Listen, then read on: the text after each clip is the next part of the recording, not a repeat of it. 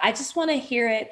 We want to hear it from your perspective of leading up to that moment and then what it took for you to get down on one knee and make that commitment to Clare. Yeah. So if you knowing, like anyone that knows me, like there was a lot of times early on that I was nervous. Obviously it's a new experience going on, the first few times with Clare.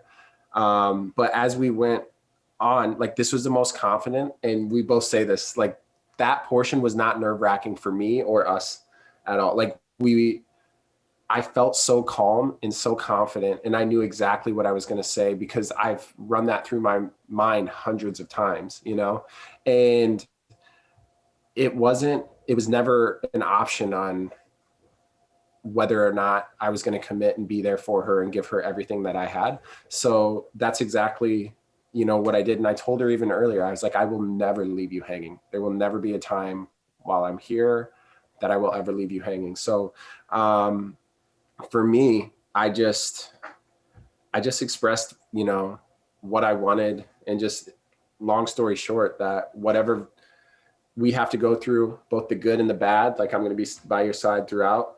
And I still love hearing it. I know. And honestly, like Clare. I think a lot about it too. Like I was very, very, very emotional after our one-on-one date. And like, you don't see this, but there's an interview and it asks, like, what would your mother say to you? And I was bawling, and and I said that she would say that, thank you for everything that you've done in holding our family together, but thank you for putting yourself first for once and finding happiness. And all I could think the entire time is how much my mother would love Clare. And just, it's, and I know she, she feels her presence. But yeah, it was just never difficult. Like it was always written. It was going to be her and I.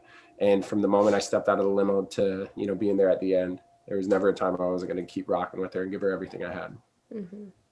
I think one thing that at least it hit me, because I kind of understand, like I've lost a parent too, as you both have, so you get it. One thing that Clare kept reiterating throughout the entire season since the beginning is, the fact that, like, unfortunately, Clare, your dad passed away, but he would always show up. He would always show up, and he told you to always show up. And I think from what we saw, like Dale, especially in those last moments where it kind of makes it look like, is he going to show up? Is he not? Like, what's going to happen? Like, you showed up. And I want to know, now that you've seen it and you've watched it back, because there's a lot that I'm sure Clare has said in interviews that you weren't privy to unless you watched it, is that she said you reminded her of her father, which hit me really deep, because I said the same things when I was the Bachelorette. And I think it's probably like one of the best compliments anyone could give a person. And so watching that back, like those moments of her speaking about you in regards to her dad and holding you to his similar standard, what did that feel like for you? Oh, I thought you were asking it for Clare. Sorry about that.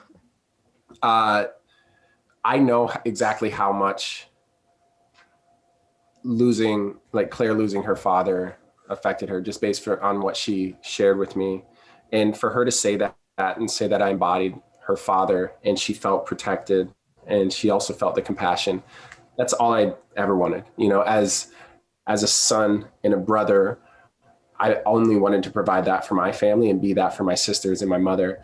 And I've always wanted to be a father. I've always wanted to have a family, and life and career takes you through all these different turns.